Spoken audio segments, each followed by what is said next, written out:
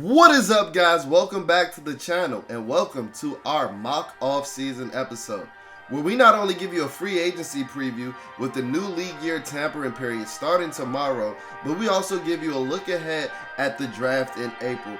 And we're going to predict some signings for the Washington Commanders, some re-signings for our beloved Washington Commanders. And is there any trades on the horizon for the beloved Washington Commanders as we move forward into this offseason? So you see I put the button down on. I'm playing a role of GM. I'm Adam Peters for the day. I'm Black Adam, word to the rock. So enjoy our mock off-season episode.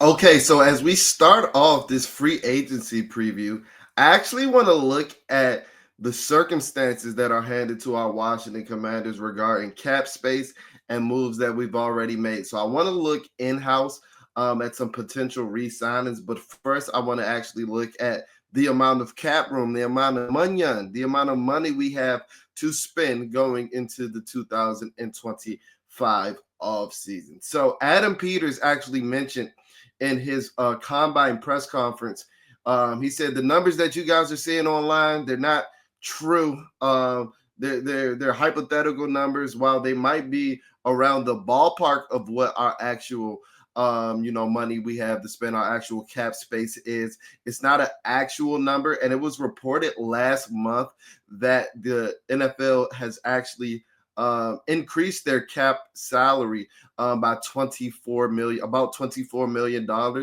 giving each NFL team $280 million on the books as far as cap space goes, an increase of about $24 million from last year, as I had previously said. So with that being said, and the Commanders, they've been movers and shakers regarding their own and bringing in others so far in the last couple of weeks. They started actually last week during the NFL Combine Week and trading a 5th-round pick for wide receiver Deebo Samuel, and they didn't stop there. I know I said that the new league year actually starts on Wednesday, with the tampering period starting tomorrow, which is Monday, March 10th, 2025. But that didn't stop Adam Peters from cooking up and being a madman that he is, because he's already started to form the roster for the 2025 season. So guys, this is fluid and this is transit because the owners and GMs are moving and shaking as we speak, gearing up for the 2025 off season. We've seen Myles Garrett just sign an extension with the Cleveland Browns, setting the defensive end market ablaze with an over $40 million per year contract. Max Crosby just got over $30 million in an extension. Trey Hendrickson's on the trading block, and it's been rumored that we're interested in him, and it's been reported that he wants over $30 million as well. So this is a fluid and transit situation. The purpose of this mock off-season episode is to let you know what I would do and kind of getting ahead of Adam Peters. If you guys tapped into our episode last year, we actually hit on the Bobby Wagner and the Jeremy Chin signings, pretty close to the actual deals that they signed as well. So we're going to try to do our best to run it back and run it up once again. So let's look at our Washington Commanders, and we're going to look at Over the Cap's website, Over the Cap and Spot Rack. I know they're the two prominent, resources that we use when we're talking about cap analysis and things of that nature. And they have a couple discrepancies regarding how much cap room the Washington Commanders actually have. But recapping the moves that we've had over the last couple of weeks, in addition to us trading for Deebo Samuel, we took on that cap hit that he had, about $17 million. But we also re-signed Bobby Wagner to a 1-year deal worth up to $9.5 million. We re-signed kicker Zane Gonzalez to a 1-year, $1 million deal. And then we released John Allen, who is taking essentially about $16.5 million off the book. So he essentially pays for the Deebo Samuel acquisition. If you don't want to prorate Deebo Samuel's contract in the future and give him, more guaranteed money over a longer course of extension or things of that nature. And that's where the discrepancy between over the cap and Spot Rack lies. I think Spot Rack said that they assume that Adam Peters is doing it, but we're not going to be dealing with hypotheticals. We're going to be dealing with actualities. And we're going to use over the cap's resource for the time being. In addition to all the moves that I previously named, just last night, Adam Peters, being the madman that he is, just last night at the crack of dawn, I swear I was watching Saturday Night Live. He was up at Ashburn cooking while the wolves were howling to the full moon. He signed and re-signed tight end Zach Ertz, veteran tight end Zach Ertz, to a 1-year, $6 million deal worth up to $9 million. And I believe that that's incentive-based if Zach Ertz revisits the fountain of youth and has the type of season that he had in 2024. So regarding all of those moves that I just previously mentioned, and adding those moves to the salary cap, you see, if you're checking this out on YouTube, you see that over the cap has us with having about $80 million in cap space right now. Well, that doesn't include all of these moves that we have outside of the Deebo Samuel move. So with the addition of us re-signing Bobby Wagner, Zane Gonzalez, and Zach Ertz, and cutting John Allen, I think the true number, and like I said, Adam Peters said, we're dealing with hypotheticals right here. We don't really know the actual number, but I think after the Zach Ertz signing yesterday, the Commanders are playing with about $60 to $62 million in cap space, and we're not going to spend our bottom dollar. We're not going to be financially illiterate and go to $0 and become broke and go into debt, because we do have to have some money on the books for injury management, moves that we want to make later in the year towards the trade deadlines and things of that nature. But we have about $60 million in effective cap space to spend on 2025 free agents, whether that be unrestricted or outside of the building or in-house free agents. So I actually wanted to start with the in-house free agents that I wanted to re-sign, because I think we have 47 players that are currently under contract, but that includes, future and reserve contracts. And we know, if we're familiar with that concept, those guys tend to not, stick around.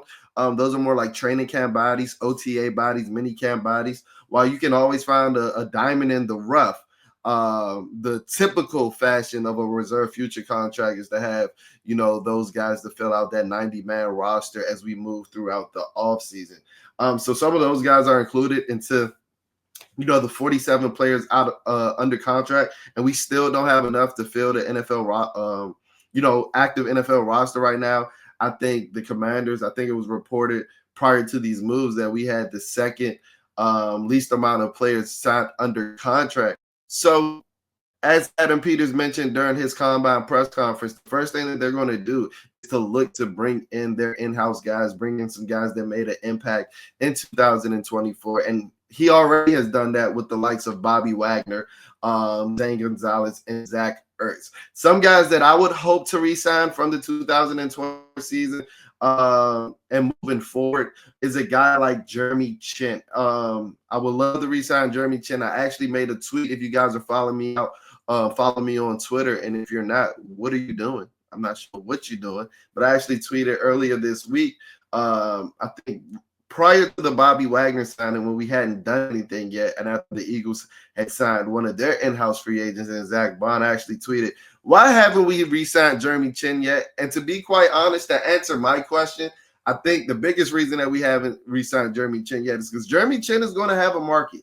Jeremy Chin is going to have a market. This is a guy that gave you not necessarily a discount, but he sat with you on a 1-year prove-it deal last year. That had a base salary up to $4 million, and I think it went up to $5 million based off of if he had his incentives and things of that nature. And I'm here to tell you right now, Jeremy Chin is not in the business of signing any sweetheart deals in 2025. I know over here at Bleeding B&G, we've been an advocate of Jeremy Chin, re-signing Jeremy Chin. I think that Jeremy Chin over the second half of the season was one of the better defenders for the Washington Commanders football team.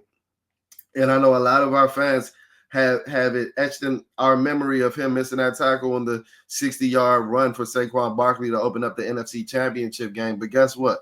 That's Saquon Barkley. He do it to everybody. If we can step back and look at the macro point of view of Jeremy Chin's season, he had a hell of a season. He had a hell of a season in his age 26 season, recording 117 tackles, 2 sacks, 1 interception. Doing all that on a 1-year, 4-year prove-it deal. Well, guess what? Jeremy Chin proved it. And when I say he had a hell of a season, he had a season that was similar to safety Kyle Duggar in 2023 with the New England Patriots, where Jeremy Chin actually recorded more tackles, more sacks, and 1 less interception. And Kyle Duggar went on to turn in that 2023 performance into a 4-year, $58 million contract. So when I tell you that Jeremy Chin is not in the interest of doing prove-it deals anymore, that's because he already proved it with the 2024 season.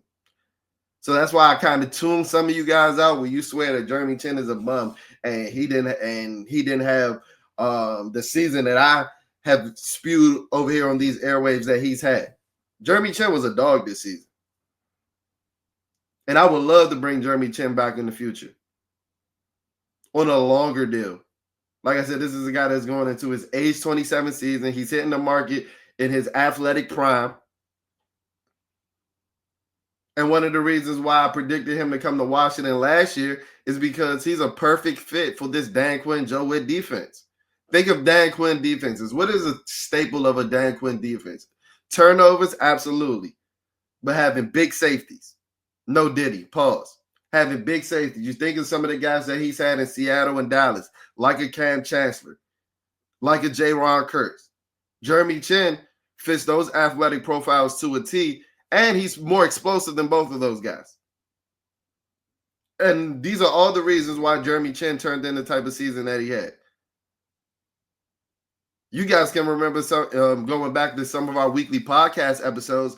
I was out here arguing that Jeremy Chin should have made the Pro Bowl. Jeremy Chin was a top 15 safety this year. And I'll go on record saying that. And we're going to look at it later, when we get into the outside free agents.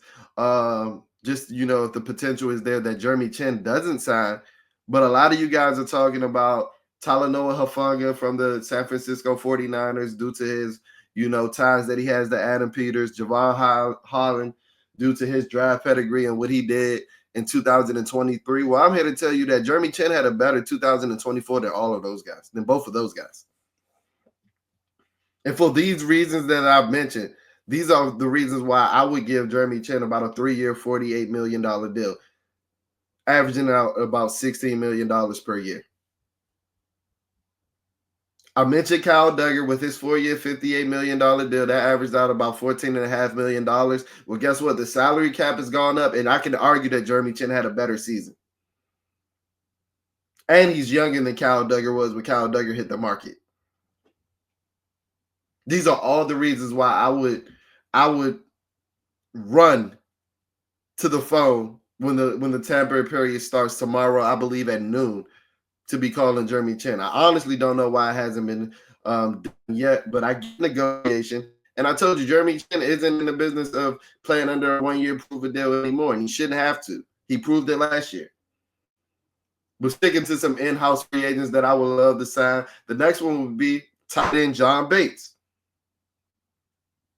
I'm looking at John Bates, and I know Washington Commanders, I don't want to, Washington Commander fans, I don't want to blow your top when I say this.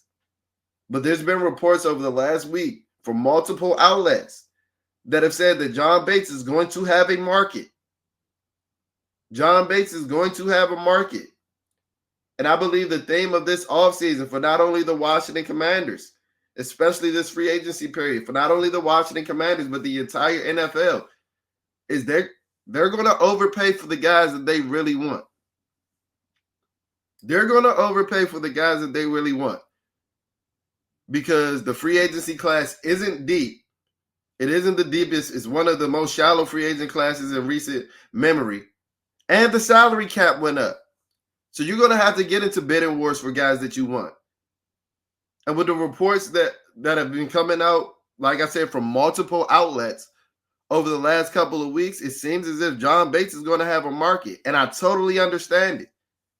I totally understand it. I know that I've said that Washington Commander fans use it as hyperbole when they say that John Bates is the best blocking tight end in the NFL. But I'll be naive to say that he isn't one of them. And it feels like the NFL is picking up on his elite skill set as well. Because this is a guy that's not going to give you much in the passing game, but you can use him essentially as another lineman when you're running in a power run scheme. And it's not like he has bricks for hands, and it's not like he's over here trotting around 0 career receptions or anything like that. He can give you a little bit in the passing game. We've seen John Bates catch a couple balls in the flats, make a couple of and run a couple of guys over, make a couple of plays downfield. And when you look up and see that yesterday, the Cincinnati Bengals re-signed Mike Gesicki for 3 years for $25 million, essentially setting the tight end market for this year. I told you the free agency amongst many of the positions, the free agency class is shallow this year. This isn't one of the best free agency classes in recent memory. While this isn't the ideal free agency class to have as much cap room, to have one of the most amounts of cap room that in the entire NFL, like the Washington Commanders do, that we have, we just got to deal with the cards that was dealt to us, and we got money that we just have to spend. I don't know if you guys know, there is a minimum amount of money that you guys have to spend in the NFL regarding cap space and things of that nature. So with Mike Gesicki signing that 3-year for $25 million deal, I'm looking at a guy like John Bates for about 3 years, about $14 million, averaging out about a little less than $5 million per year. I told you Mike Gesicki set the tight end market, but him and John Bates are vastly different as tight ends. We know the NFL values the passing game and exciting, explosive plays much more than they value blocking. But they do value blocking. That's why John Bates has a market. But a guy like Mike Gesicki, who's much more dynamic downfield than John Bates, it's just natural that he's going to have a more lucrative contract than a guy like John Bates. But John Bates is elite at what he does. And while he did re-sign a tight end in Zach Ertz, he said it at the end of the season. He's at the point in his career where he's just playing it year by year. That's why he signed this 1-year deal. We can look up at this point next year and Zach Ertz kicking his feet up in Florida or Arizona, fresh off a retirement speech, gearing up for a potential Hall of Fame speech in years to come. And at that point, the only other tight end you have on your roster is a second-round guy in Ben Sinnott, who a lot of you guys have viewed as a disappointment. I don't necessarily view him as a disappointment over just based off of the fact of what he did in his rookie year. But one of the reasons that is because I never thought that Ben Sinnott was going to be this dynamic, downfield, vertical tight end threat that a lot of you guys did. Adam Peters in the post-draft press conference comped him to Kyle Juszczyk and George Kittle. And I think Ben Sinnott is more Kyle Juszczyk. I think if we're going to ever see Ben Sinnott hit his ideal peak of his powers under his rookie contract with the Washington Commanders, I think a lot of that is going to be coming with utilization as a fullback. A lot of H-back utilization. If you thought when we drafted Ben Sinnott you was getting the next Travis Kelce or the next Jordan Reed, you were sadly mistaken. He's just not that type of player. And if you don't re-sign a guy like John Bates back, you only have a quasi fullback in Ben Sinnott and Zach Ertz in your tight end room. That gives me a little bit cause for concern. Moving on to another in-house free agent that I would want to re-sign. It's punter Tress Way. I honestly think that Tress Way should be a Commander for the rest of his career. It even sucks that he had that small stint with the Bears before, coming over here to Washington over 10 years ago. Because Trustway just feels like he's supposed to be a one franchise guy. And that franchise being the Washington franchise, a lifelong commander, and he is. So I honestly think that we could give Trustway a blank check, but he is a punter, and I know punters are people too, but we can only give him but so much. But let's keep it real. We can only get Trust. While I love you, Trust, we can only give you but so much. There's a reason why you had to give up that 5 last year. Punters are people too, but there's a food chain. There's a chain of command. But I'm looking at giving Trustway something similar to the same contract that he had that he was playing on last year. 2 years, $6 million. Honestly, if Trust doesn't take that, bro, we might have to tell Trust peace and don't let the doorknob hit you with a good Lord split you. But I hope that's not the case.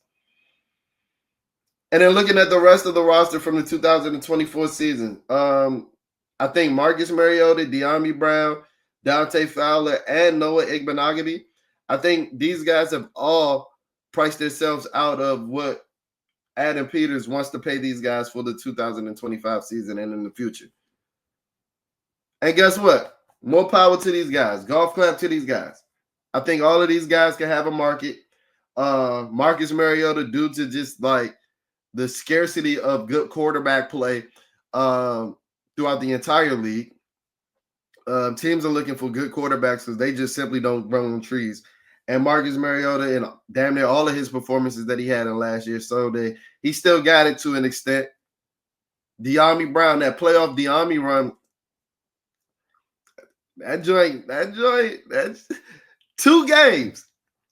2 games. Done boosted De'Ami's Q rating out the window. Out the window. I've seen reports that De'Ami getting or is on the market to be looking at a $13 to $15 million contract. This for a guy that had never had more than 500 yards in the season. And while I love what he did in the playoffs, that's why we called him Playoff De'Ami. You couldn't fool me into giving De'Ami Brown that type of contract. You couldn't drug me and give me a pen, and I still wouldn't sign that goddamn contract for De'Ami Brown. I'm sorry. And while he's still young, and he might be on the rise. These are some of the reasons why his market might be, more lucrative and more substantial than we thought. It's still a production-based league, and this is a guy that hasn't really given us any production in his 4 years in his career as a Commander, outside of those 2 magical playoff games where I think he took Michael Secret's stuff from Space Jam.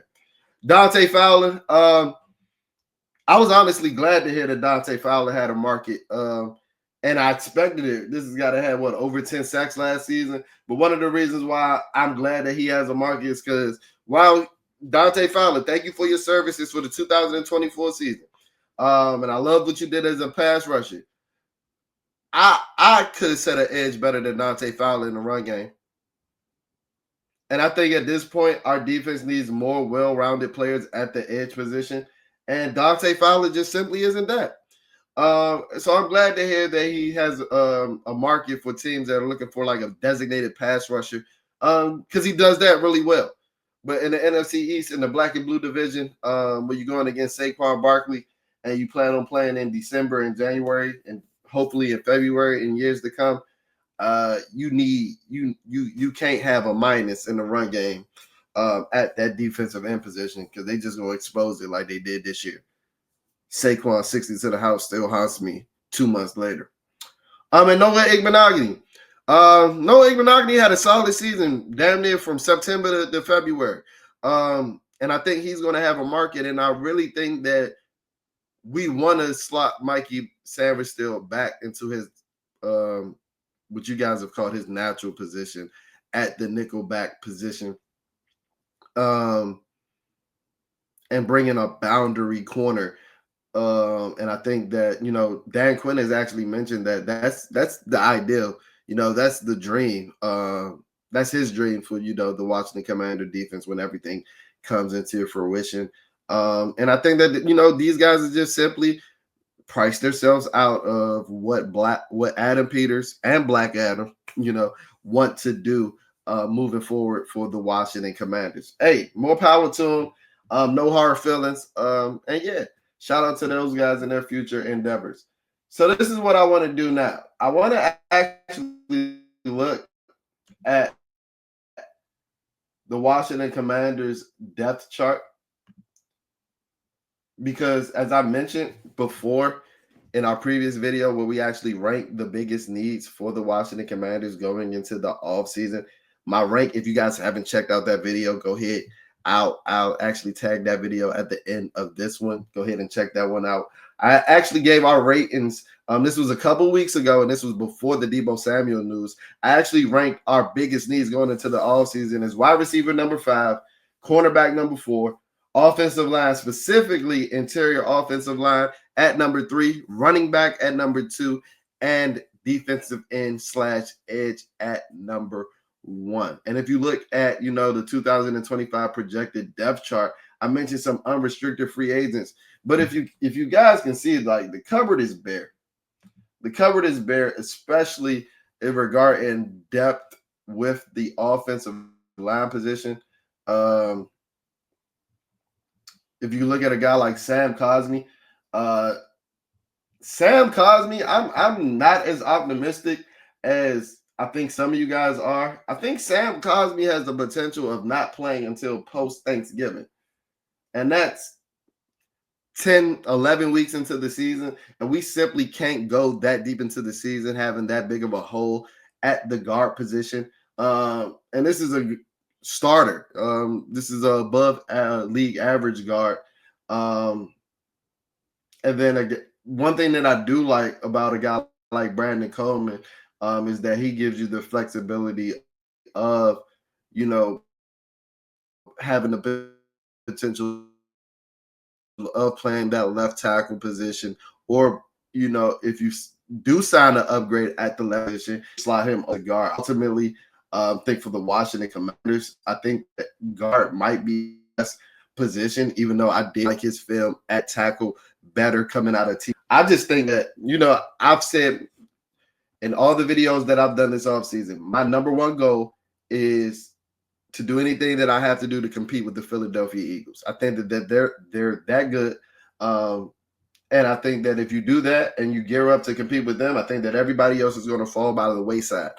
And part of that is building that big, ugly offensive line where my guards are 320 plus. My tackles are 6'5", 6'6" plus, and move like a point guard. Like, the Eagles got some goddamn monsters in the trenches. They got some goddamn Decepticons in the trenches on the offensive line and the defensive line. So I think if you can slide over a guy like Brandon Coleman, who's much bigger than Nick Allegretti, to the guard position, has Nick Allegretti as that depth piece, because he did regress over the course of the season. And he was a part-time player in Kansas City, so it makes all the sense in the world that you get upgraded at that position. I think that those are something that you do. I would love to get off of Andrew Wiley. I don't think that he's a starting right tackle in the NFL at this point. I think that he could be a depth piece. There's been talks of moving him to right guard to fill in for Sam Cosmi until Sam Cosmi is coming to take the rounds back and things of that nature. I feel like we just pushing furniture around a burning house at that point. But I mean, Andrew Wiley still is on the roster, so I wouldn't necessarily be mad at that. If we can look at the defensive depth chart, I've already talked about Dante Fowler. Jalen Holmes is a free agent as well. I can see them bringing him back on a minimum type contract. Nick Bellore. I do see us signing Nick Bellore as well. I'm sorry, that's one of the in-house free agents that I missed. Nick Bellore was a goddamn demon on special teams all year. Arguably should have made the Pro Bowl. Older guy. I think that on a lesser scale, he was also one of the guys that helped to celebrate the culture, like a Bobby Wagner and like a Zach Ertz. So this is what I would do regarding, re-signing and what I would do with the in-house free agents for the Washington Commanders. So let's start spending some money on. Let's really start spending some money on. Let's look at the landscape of the league, the top free agents on the market, some free agents that can help the Washington Commanders. And yeah, let's get into improving the 2025 Washington Commanders. All right, so now this is where the fun starts. This is where it's time to start spending that money on. Time to start spending that money.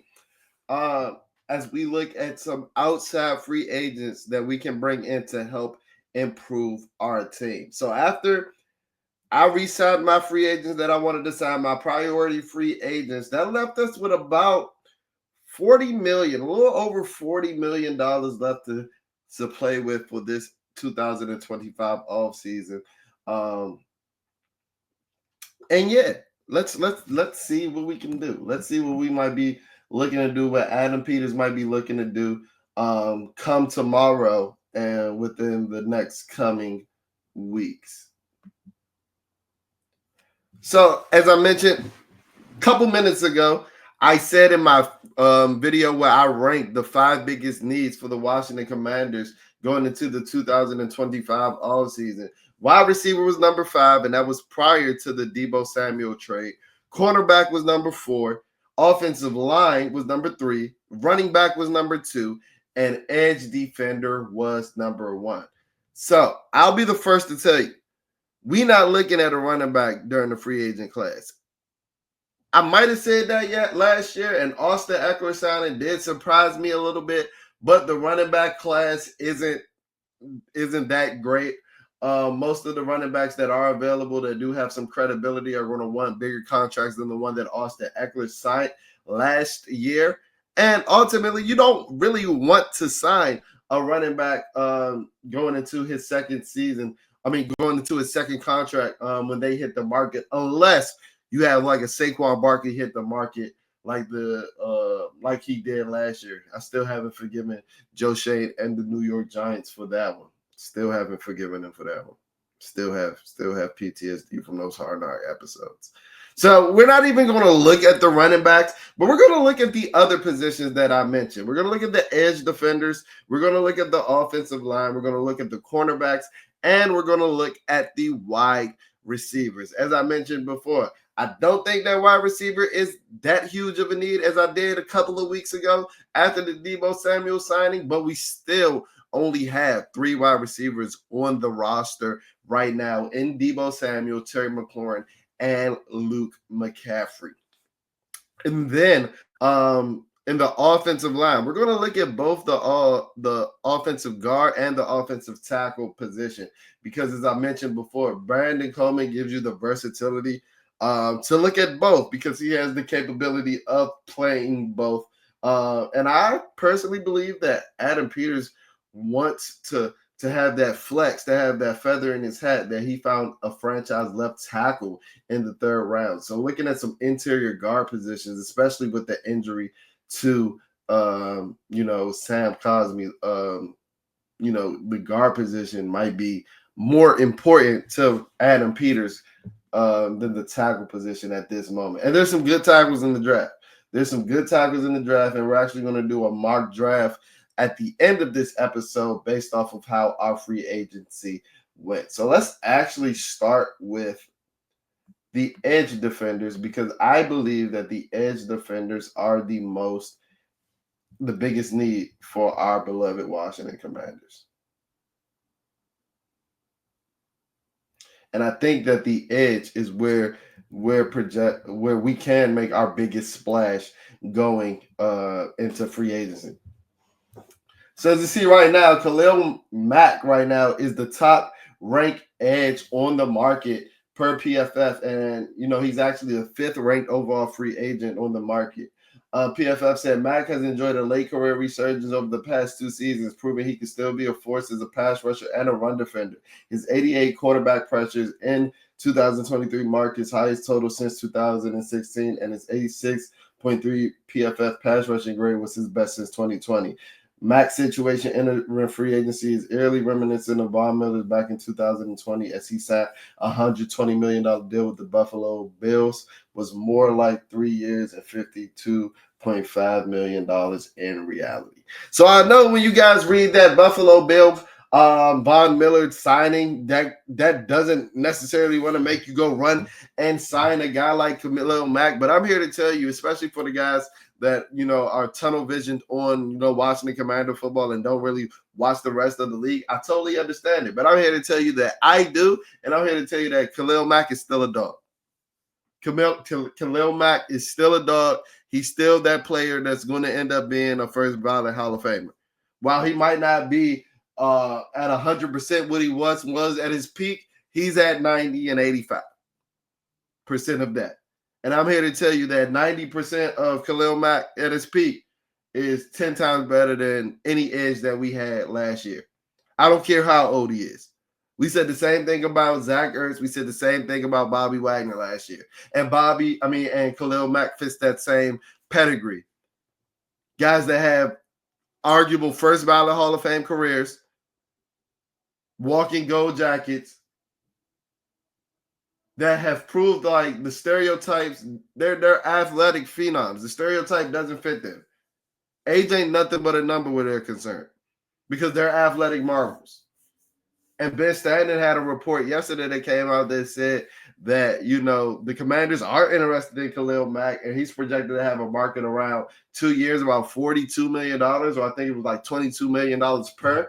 And I think that's a little rich for Khalil Mack. I don't think it's too rich for Khalil Mack. I would go out there and do it.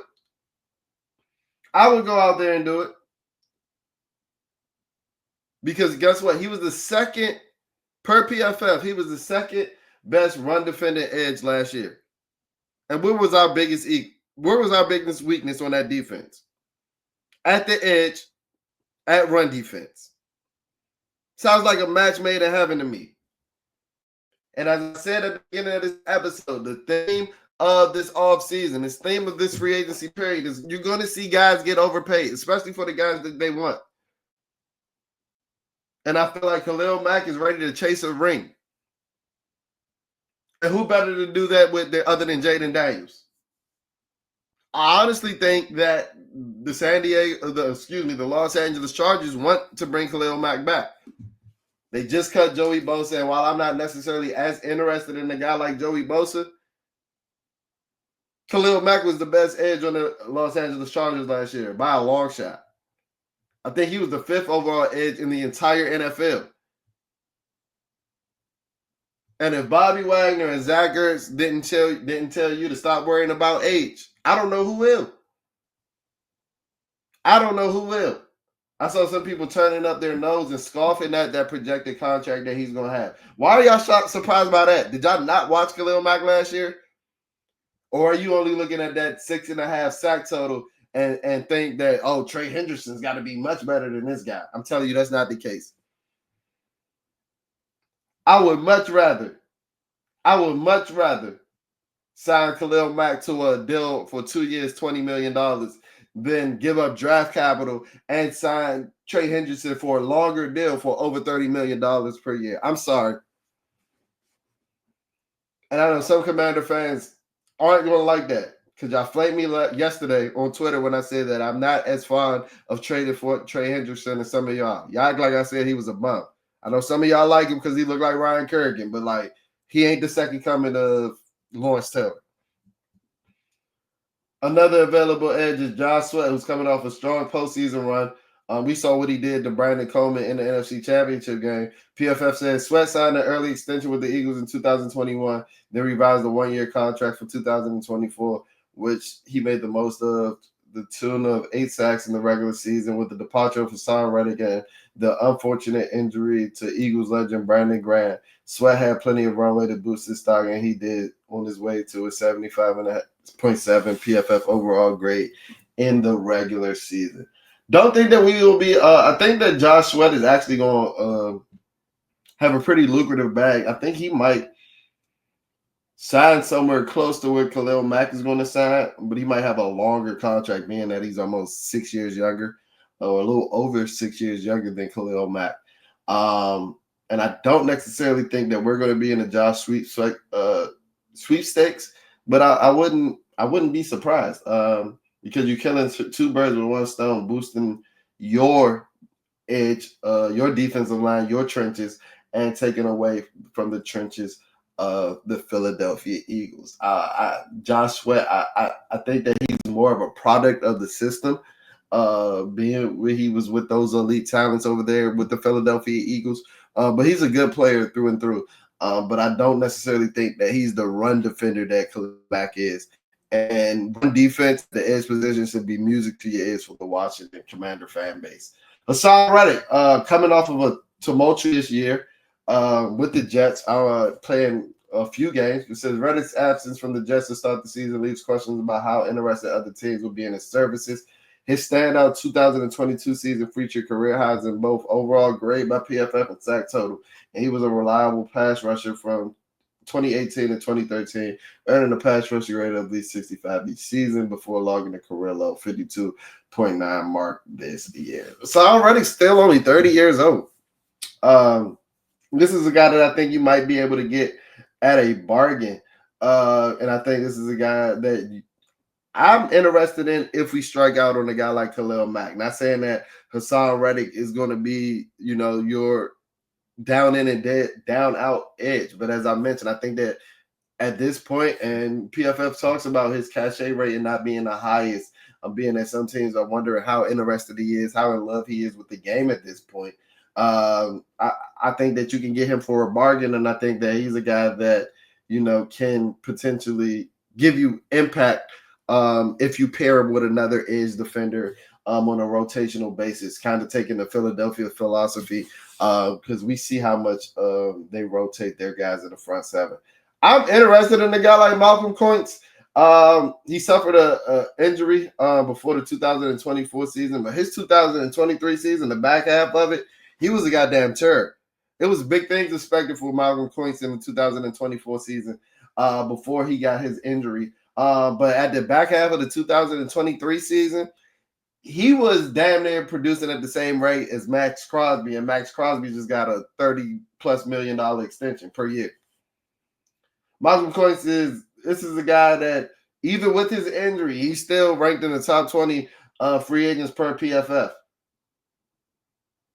I think he's more in the designated pass rusher role. Think of him as more like a younger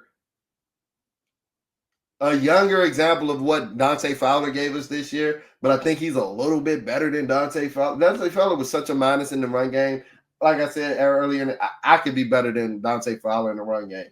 I'm interested in a guy like Malcolm Koinks, but I think if he's looking for a prove-it deal so that he can hit the market in 2026, like PFF mentions here, pairing a guy like Malcolm Koinks and a guy like Hassan Reddick can give you some explosiveness at the edge position that you didn't possess during the 2024 season.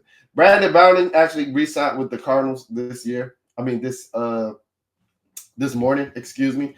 Dayo Adeyingbo. I actually heard that the Commanders were interested in him. It says Adeyingbo had a patient but steady ascent over his NFL tenure after he sustained an unfortunate Achilles injury during the pre-draft process that didn't drop him past the second round of the 2021 draft. His game has rounded into more over the past 2 seasons, headlined by 8 sacks, followed by a career-high 7 tackles or loss. 67% of snaps played in 2024. He's more of a pass rusher specialist. He can give you a little bit in the run game due to his size. He's more of a bigger stand-up edge. But he was a part-time player with the Colts, so don't expect too much of an impact. He's going to give you impact. Let me not say that, but don't expect a blue chip talent in a guy like Dayo Adeyingbo. Everybody's favorite, Mr. 99, Chase Young, former number 2 pick, former face of the franchise. Oh man, Chase Young's fall off needs to be studied. How have the mighty fallen? I honestly wouldn't be mad at looking to bring Chase back, because one thing that Chase Young can do, probably the only thing that he can do, is hold the edge. He's still only 25 years old right now. Will be 20 going into his age 26 season. But I know some fans might bring the pitchforks out if I showed any interest in bringing Chase back. And y'all know I ain't the biggest Chase fan. I was one of the first to say that, Chase don't necessarily want to be here. So I don't think that he'd be interested in signing here. I'm just here to say that it wouldn't be a horrible fit. So out of all these guys, my number one thing that I would do is sign Khalil Mack.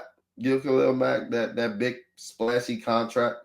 If that doesn't work out, maybe a rotation of Otto Yingbo from the Colts, or a combination of him and Hassan Reddick could give you some substantial play at the edge position in 2025 season. I'm going to look at cornerbacks, but as I mentioned, I think some of you guys think that cornerback in free agency is a bigger need than I do. I'm not necessarily in love with this free agent cornerback market.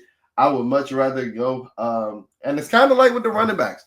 Cornerbacks and running backs are positions that don't have the longest shelf lives. Excuse me, they don't have the longest shelf lives, and once you lose it, it's gone. Once you lose it, it's gone, and that's why a lot of teams much rather would draft their cornerbacks and their running backs. And I'm of that same philosophy. In addition to me not loving this free agent class, I got like DJ Reed. He's the top ranked free agent, but I don't love him as a boundary corner. He was decent prior to last season, but last season he was getting baked on the outside. And I think that, as I mentioned before, once you lose it, it's gone. I don't think DJ Reed's a bum by any means, but I think he lost some of his long speed. He's smaller in stature, and yeah, I'm not necessarily the fondest in bringing in a guy like DJ Reed. A guy like Mooney, Charvarius Ward. Prior to 2024, he was one of the top 10 corners over the course of like the 3 years prior to that. 2023, 2022, 2021. Mooney Ward was a goddamn dog. Went through some trials and tribulations in his life. With the death of his daughter, he even mentioned that, that some of that, the things that was on his mind and the mental effect of his play and things of that nature. That was why he was kind of like not wanting to come back to San Francisco. But I could see him wanting to go with familiar face with a guy like Adam Peters. I wouldn't necessarily love the move because as a cornerback, once you lose it, it's gone. And I don't love the prospects of having a 28 and 29-year-old boundary cornerback duo of Marshawn Lattimore and Charvarius Ward.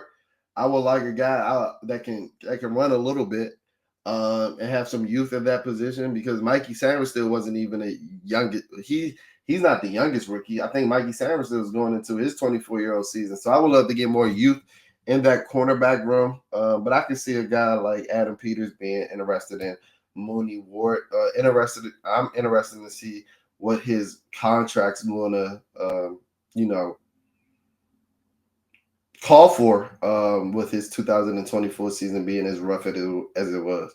Rasul Douglas, older guy going into his age 30 season. I can see us being interested in him, but I'm not. I don't want to sign any of these older corners.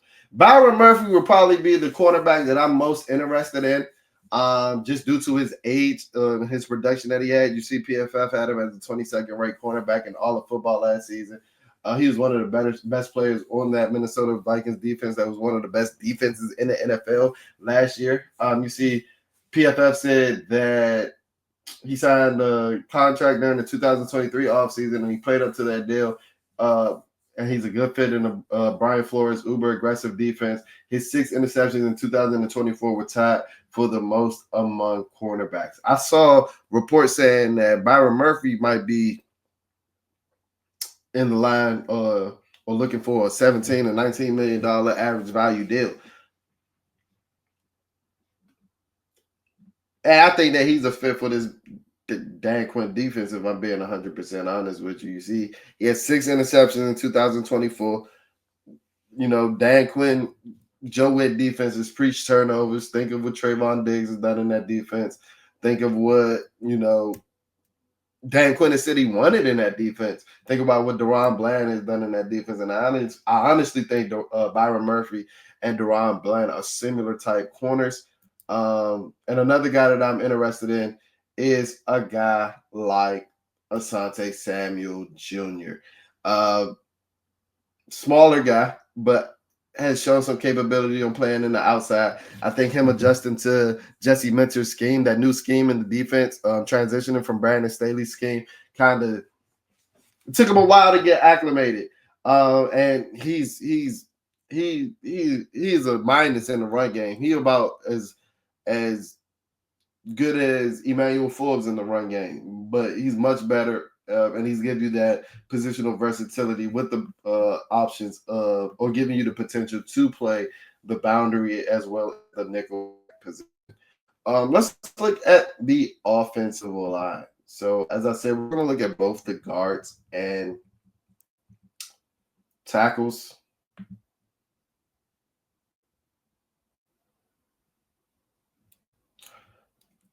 Trey Smith got franchised by the Kansas City Chiefs. No need to really look at him.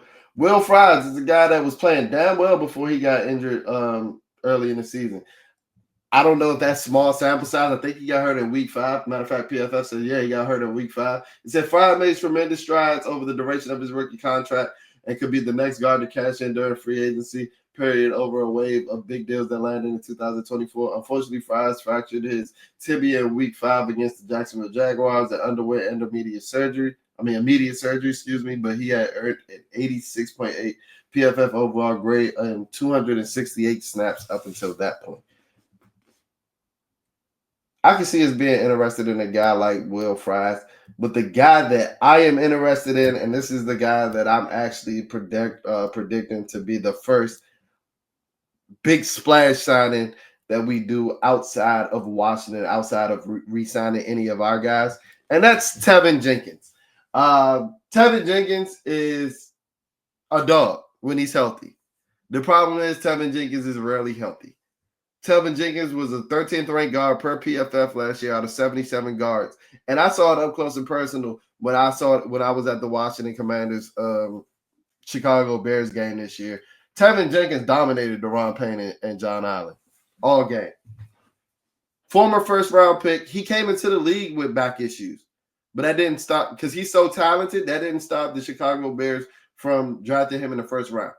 And I know it's the Bears, and I know they're not the most competent front office. But Tevin Jenkins is that talented. The problem is he just is rarely available.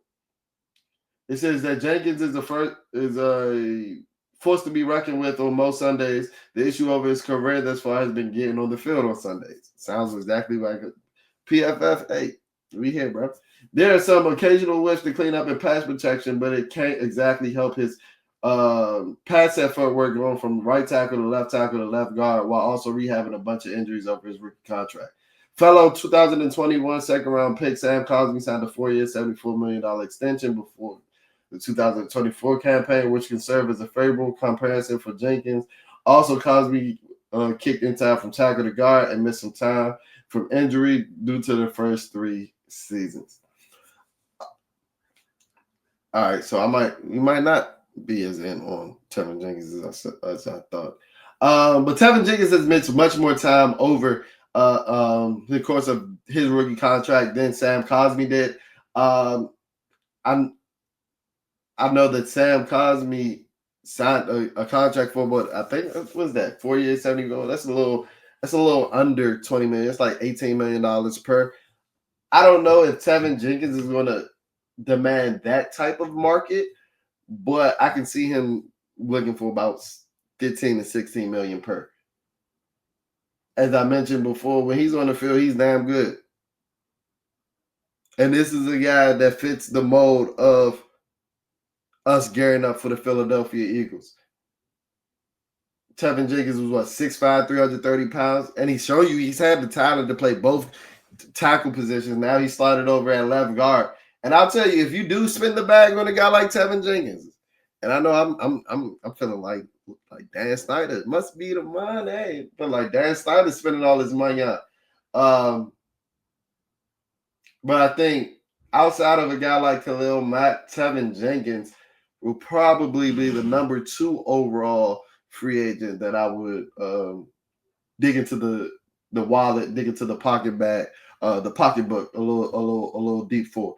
Because he has the talent. He's going into his age 27 season, and we got to protect our investment.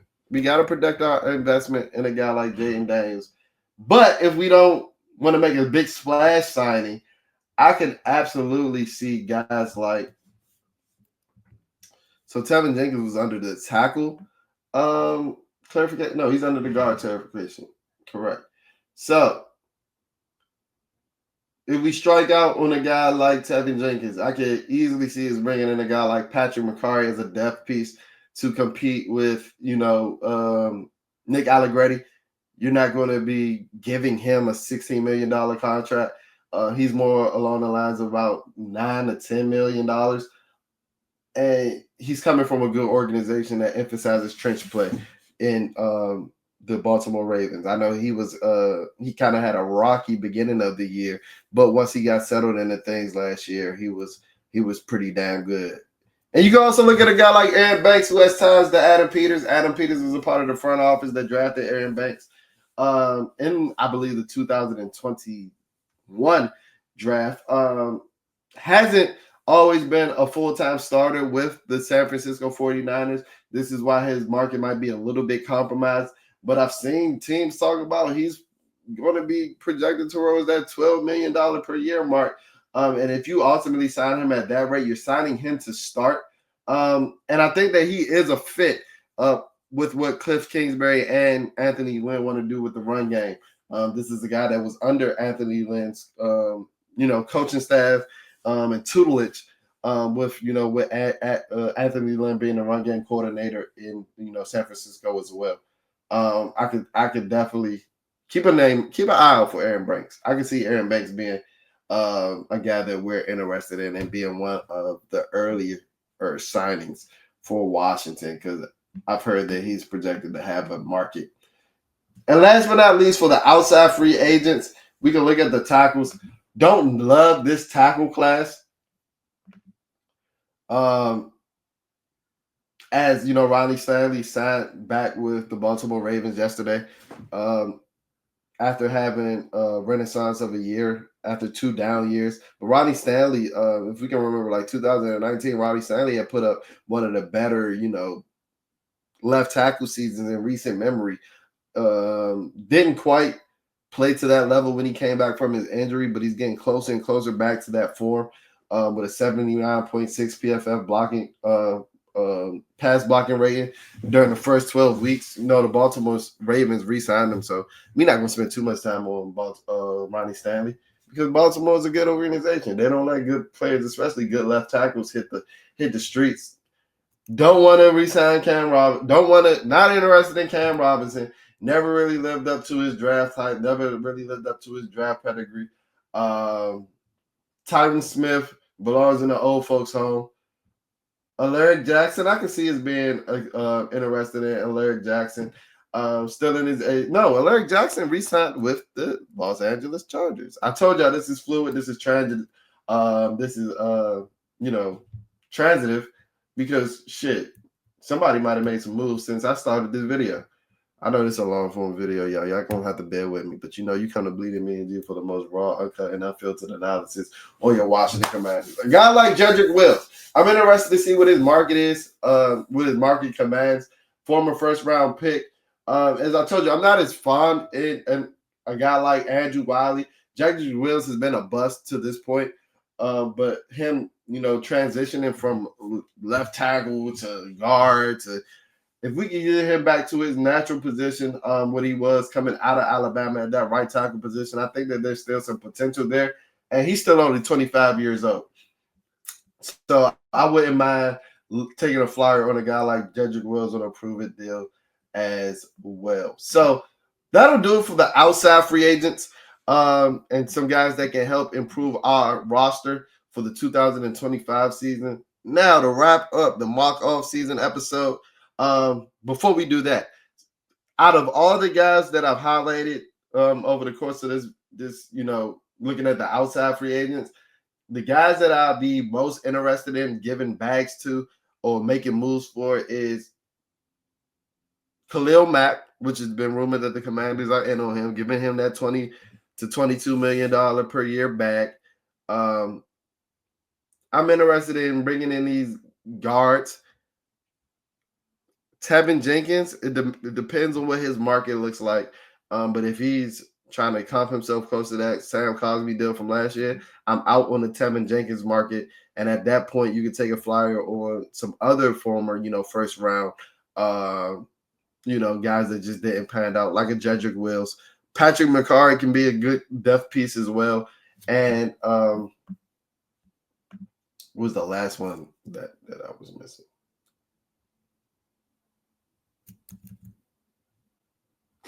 What's my man from the 49ers? Brooks from the 49ers. I'm forgetting his name right now. Brooks from the 49ers with the Adam Peter ties. I can see that happening as well. Don't necessarily see us making a splash move for a cornerback. Get a cornerback, it might be a signing.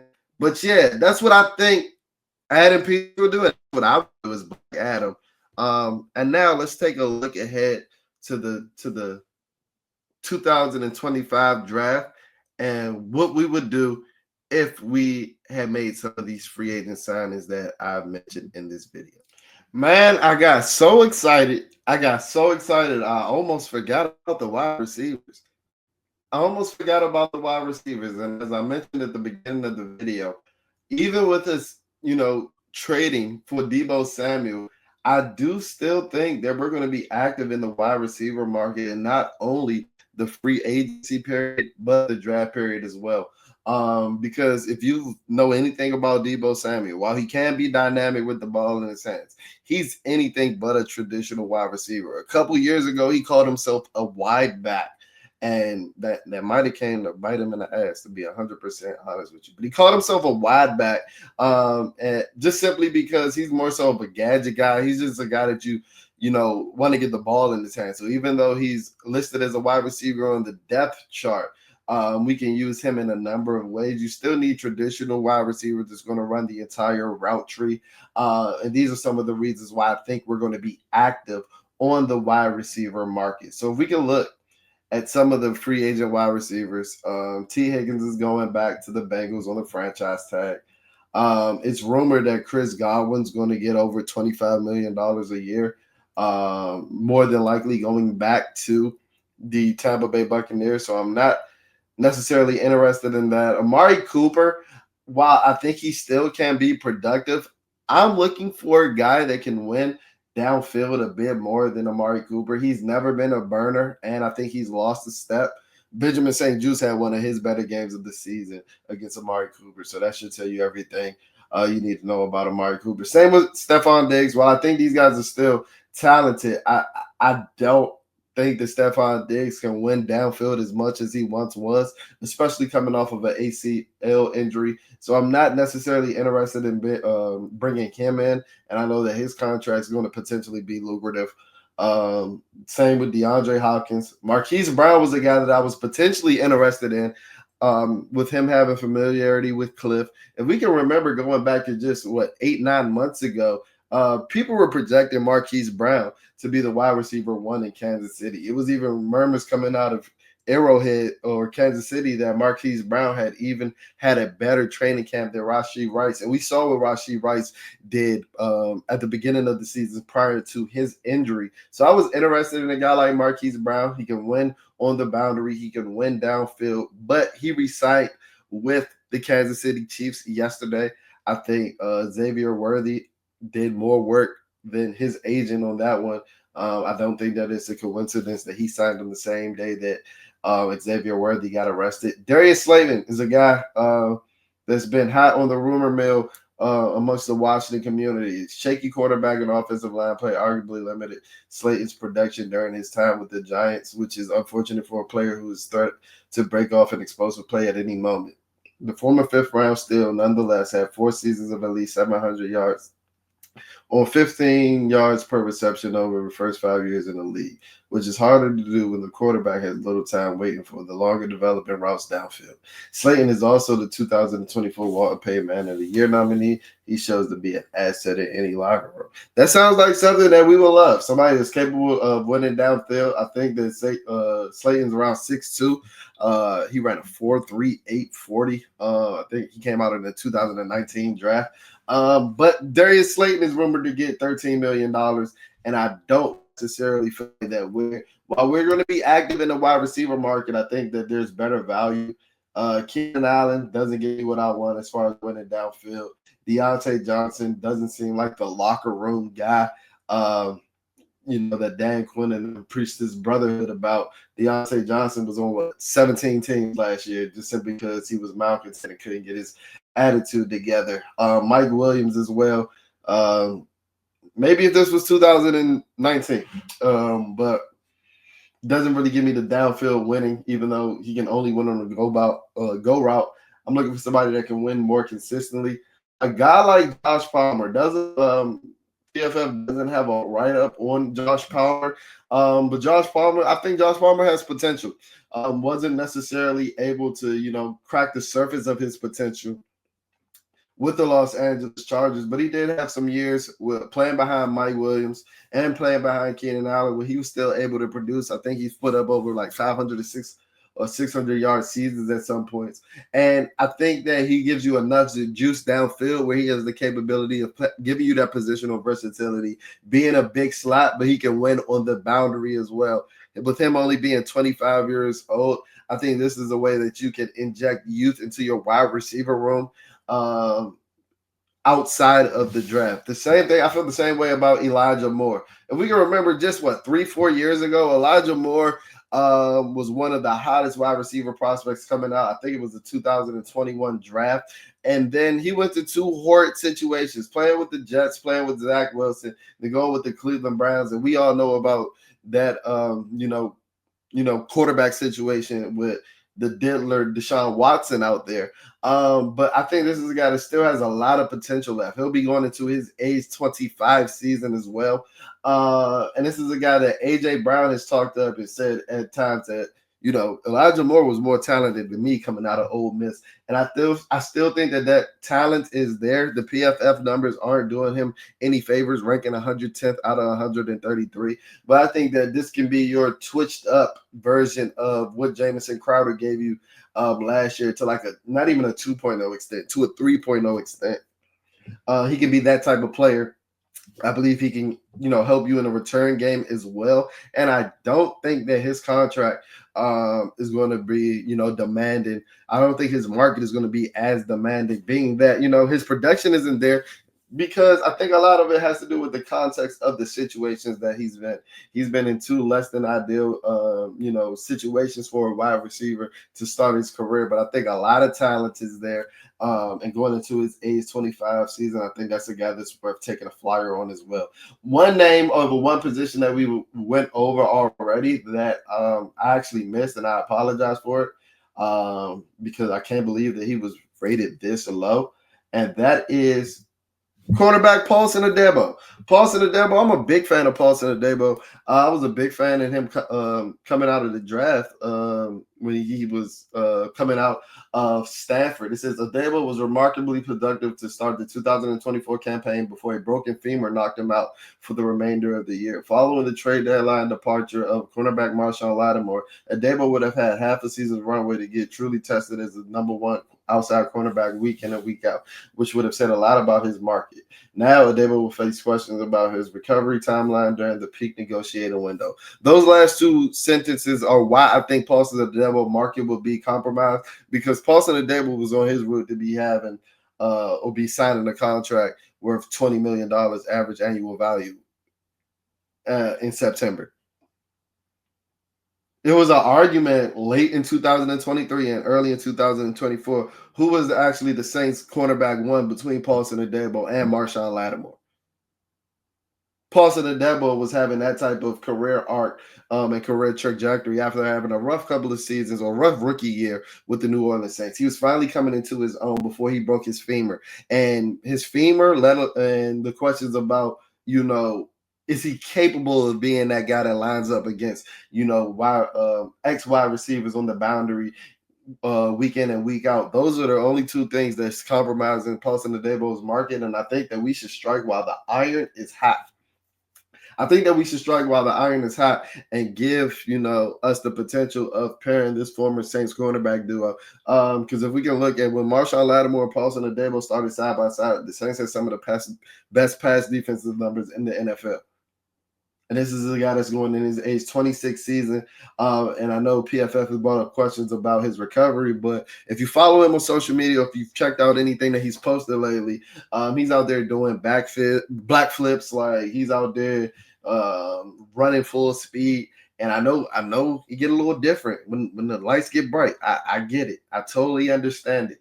But I think that Paulson Adebo, I think youth is on his side.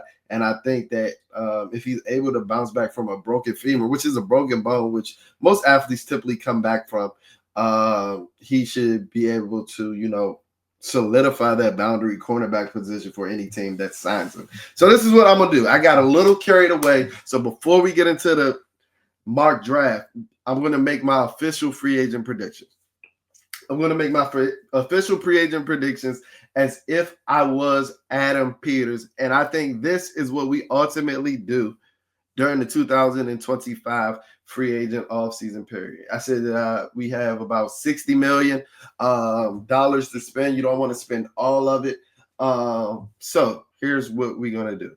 We're going to give Paulson Adebo a 3-year, $40 million contract, averaging around about $13.3 million. I think that's exactly where PFF had him marketed at, had him slotted at for his market, which, gives him time to, recover from his injury. But not only that, but he's young enough where you can get him on this contract for the entirety of his prime. And if he fulfills your hopes, you have another, boundary quarterback that gives you the physical ability to line up against wide receiver ones and X wide receivers on the boundary week in and week out. So we're going to sign Paulson Adebo. We're going to sign Aaron Banks. We're going to sign Aaron Banks, the guard that I mentioned earlier in the episode from the San Francisco 49ers to a 3-year, $10 million deal. Even though he was a part-time, player in San Francisco. San Francisco has had some decent offensive lines, and a lot of that has to do to the fact that they had Adam Peters in that war room. And if he not only, fills in for Sam Cosmi, but once Sam Cosmi returns, he can take over at the left guard position, or at the very least provide, competition for Nick Allegretti at that left guard position, even though he'll be signing a much more lucrative contract than Nick Allegretti. At the wide receiver position, I'm actually going to double dip because, as I mentioned, I think that we're going to be very lucrative in the wide receiver market due to the lack of picks and just simply because we don't have that many on the roster. We're going to double dip. We're going to go 2 years, $13 million at an average value of about $6.5 million for wide receiver Josh Palmer, snagging him away from the Los Angeles Chargers. We're going to go 1 year, $6 million for the likes of Elijah Moore, a guy who I think hasn't even hit his prime yet, and has the capability that, if he can build a connection, because he's never played with the likes of a Jaden Daniels. He's never played with the likes of a Jaden Daniels, and if you can get a guy like Elijah Moore and Jaden Daniels on the same page, I think that he still has the talent to be able to produce a 1,000-yard season. And I really don't think that I'm hyping him up when I say that. And but not least, I think a big splash in free agency is going to be to edge rusher, edge defender Khalil Mack. We're going to sign him at 2 years, $40 million, where he's able to ride out in the sunset on the duration of this contract and chase a ring. I think this is valued like $1 million, a couple $1 million less than what PFF has him. So hopefully, Khalil Mack gives us, that, contender discount where, he just want to chase a ring, and he realizes that we got that guy in 5 that allows him to do that. And he's still getting paid very, very lucrative money. And if it's not tier 1 is defender money. It's tier 2 to say the least, and I wouldn't be scoffing at that at age 34. And his play is warranted that. So to recap my general manager predictions for what Adam Peters is going to do during the free agency period is Paulson Adebo, 3 years, $40 million. Aaron Banks, 3 years, $30 million. Joshua Palmer, 2 years, $13 million. Elijah Moore, 1 year, $6 million. And Khalil Mack, 2 years, $40 million. Giving it an overall annual value cap hit at about $55.8 million. We stayed under our budget. Word to the Price is Right. And we can always, get some cap relief, cutting ties with guys like Brian Robinson or Andrew Wiley if we had to. So that'll do it with my free agency prediction. Now let's get into this mock draft.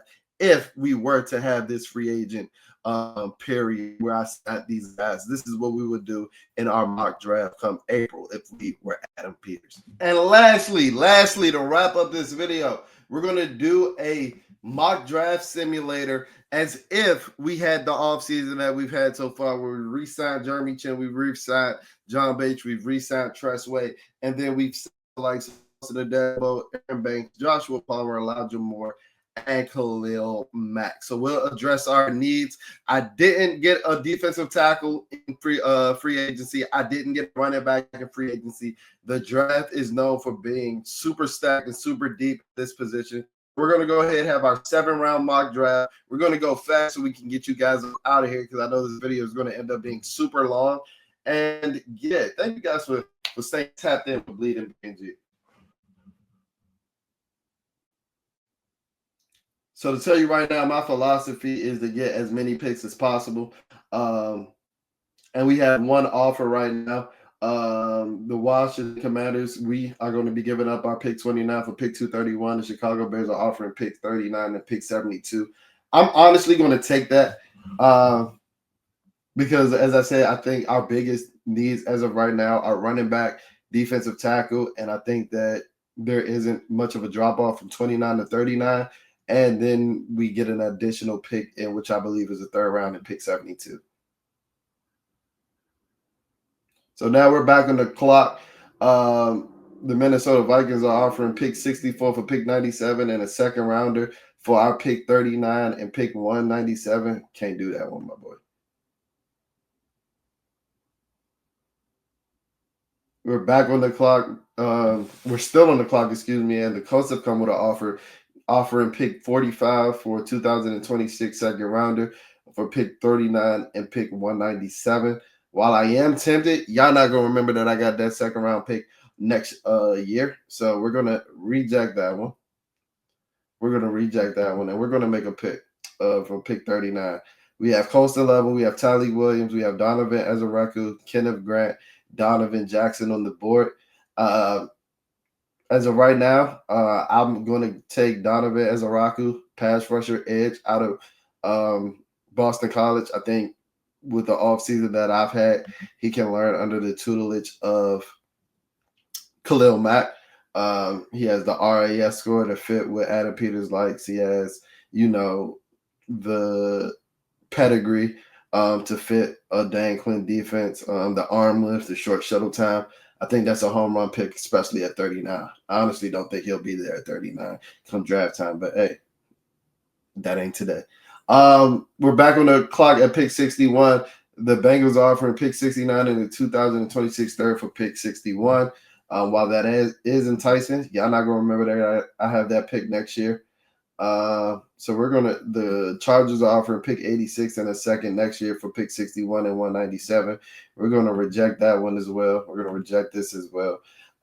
We still have some dogs on the board. We got Tyleek Williams, we got Deion Walker, we got Maxwell Harrison still on the board, TJ Sanders, Jaden Higgins. We still got some dogs on the board. And being that I do pick again in 3 picks, and I think I can get either of the Ohio State running backs at that point, I'm going to look at the defensive tackle position right now. I like Tyleek Williams. I like Deion Walker. And I think Deion Walker can give you some potential as a nose. Think that he can improve on his pad level.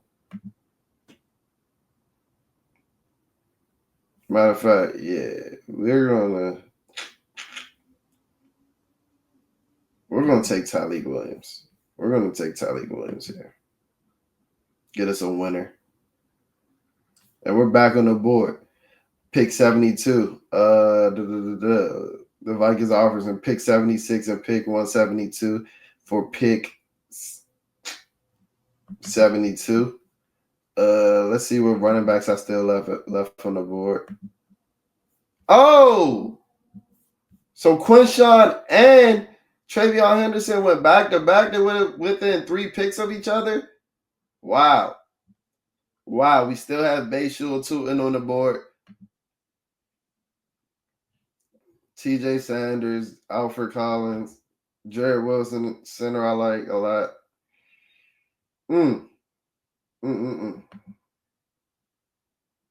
Needed one of them elite running backs.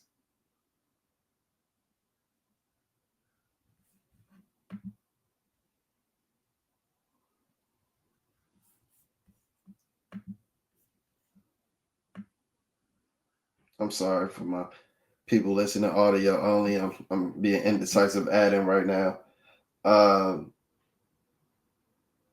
So we have pick 79 right now. And we don't pick again we're at pick 72 right now. And we pick again at pick 79 due to our trade back that we did in the first round. DJ Giddens is on the board. Bayshul Tootin's still on the board.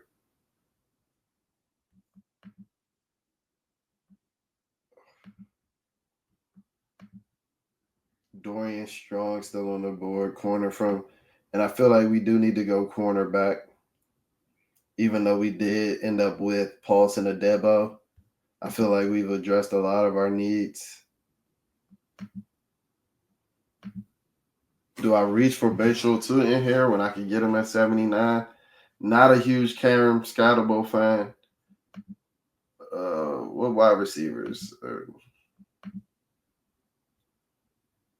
I think this is a no-brainer. I know we've double dipped, and I understand. Trust me, I do. I get it. But Jalen Williams is still on the board at 80. I'm running to the podium. If Jalen Williams is still on the board at 80, and he doesn't necessarily give you what you might be looking for right now, is that big body wide receiver, but it doesn't matter. I think Jalen Williams can end up being a top 3 wide receiver in this class. Ty Felton's still on the board.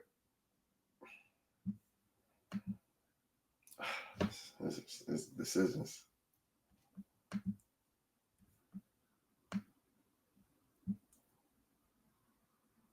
Anthony Belton's still on the board. So this is what we're gonna do, because I like Anthony Belton a lot, even though I think he is a project. That's what you take in round 3. So I'm gonna take Anthony Belton. We're back on the board at 79. Green Bay is offered pick 87 and the 4th for pick 79 and 207. We're gonna reject that. So I think this is where we have to reach for our running back. And for this offense, I want a running back. Y'all heard me preach it all offseason. I want a running back that can hit their head on the goalpost. And Bayshul Tootin running a 4.32 at the combine showed that he could do that. So we're going to take him.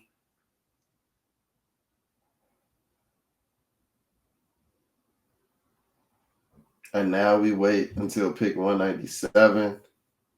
Let's see who's on the board. Is there anybody worth reaching for? Jordan Phillips is still on the board. And we don't pick again until pick 97. So I'm about to do what it takes to get Jordan Phillips so I can double dip at that defensive tackle.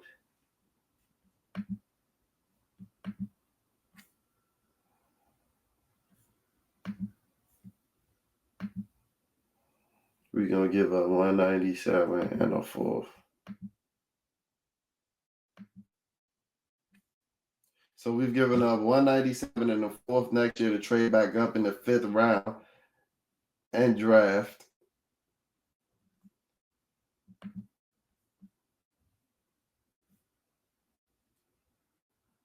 Oh, so we're back on the clock at pick 155 with the pick that we just traded with the New York Giants. The Chargers are offering pick 159 and pick 220. So we move back 4 picks. JJ Pegues is still on the board. Jordan Phillips is still on the board.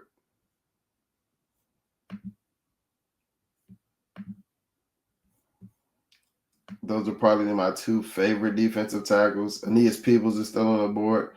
I told you this defensive tackle class is deep.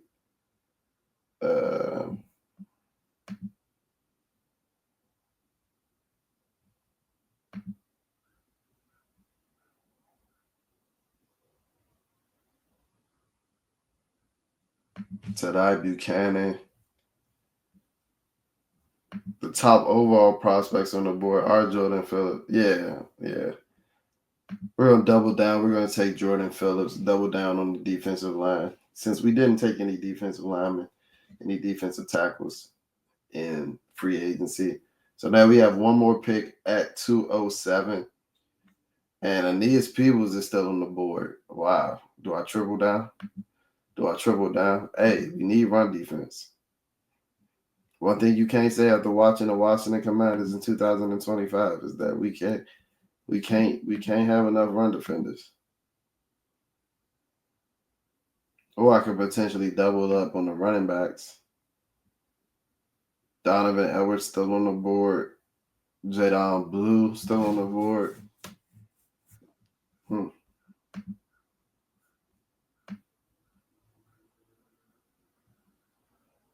I think I'm going to take a flyer on Dante Thornton. 6'4", running a 4.30 40.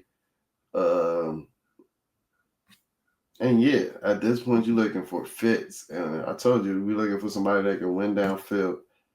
I don't think I've taken a wide receiver in this draft. No, I haven't. So, yeah.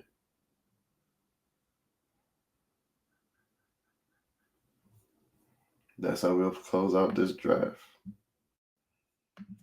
All right, so to close out the draft, I ended up trading back out of 29 and ended up with 6 picks, 4 being in the top 80, ended up with Donovan, Tyreek Williams, Anthony Belton, Bashul 2, and Jordan Phillips, Dante Thornton. I've addressed needs. I double dipped at the defensive tackle position. I got a running back that can hit his head on the goalpost. I got a wide receiver with all the freakish traits that you need to be a project in the NFL. I have a freakish offensive tackle, 6'6", 330 pounds, of Anthony Belton, and I have my pass rusher, edge defender of the future, and Donovan Ezeriku. I think that this is a home run draft, to say the least.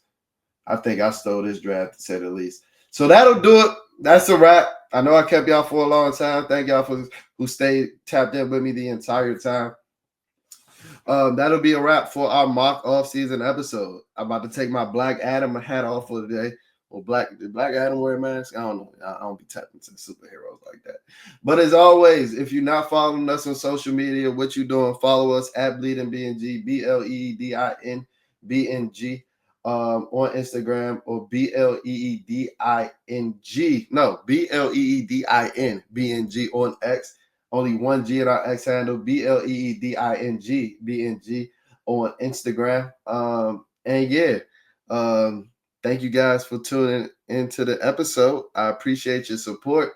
Mock off season episode 2.0 in the books. Let's see how many I hit on. Let me know. Do you agree with the picks? Do you disagree with the picks? Do you like our free agent class? Do you like our draft class more? Do you hate both of them? Let us know in the comments. Flood the section. I'll check in on y'all on the flip side.